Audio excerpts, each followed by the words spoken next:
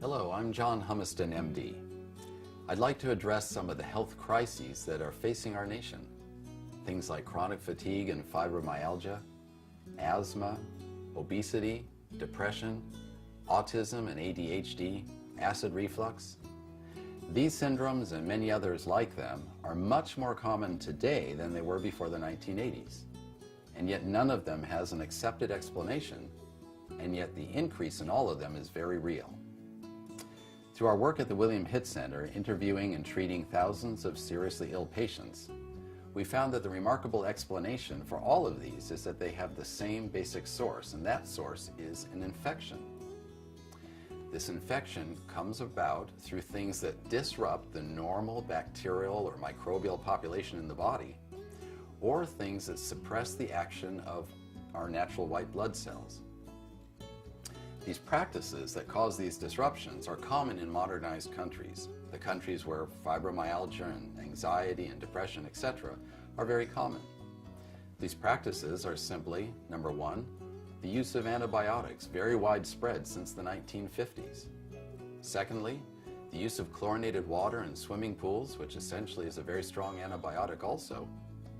Third, the introduction and use of birth control hormones in the woman's body. High fructose corn syrup and malted barley flour and various other things in our diet, new since the 1980s. Exposure to lots of pesticide, even the excess use of beer, red wine, vodka. What all of these and some other factors have in common is that they suppress immunity, they suppress neutrophil activity, a simple white blood cell that is designed to prevent bacterial, fungal infection in the body, or they kill off our normal bacterial populations called flora. The result? An overgrowth of yeast, and this overgrowth is usually called candida.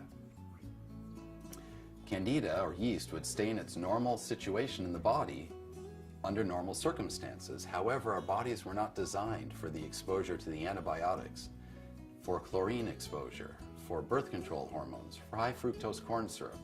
We're not designed for these things, and when we do expose ourselves to these things, yeast will grow. It will grow outside of the intestine, gain invasiveness, or enter the liver and the kidneys and other organs, and it will bring on these mysterious illnesses that seem to have no explanation.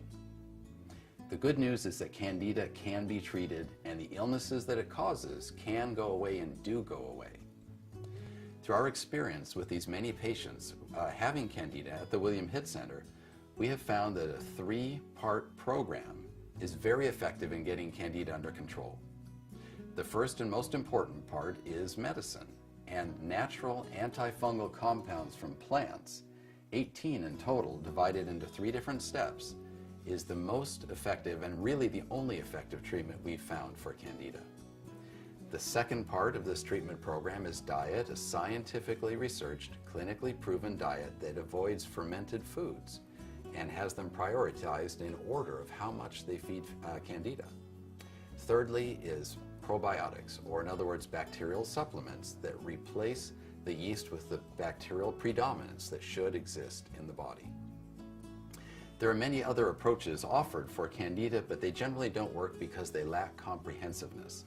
They simply aren't complex and effective enough to get candida under control, being such a resilient and tenacious organism.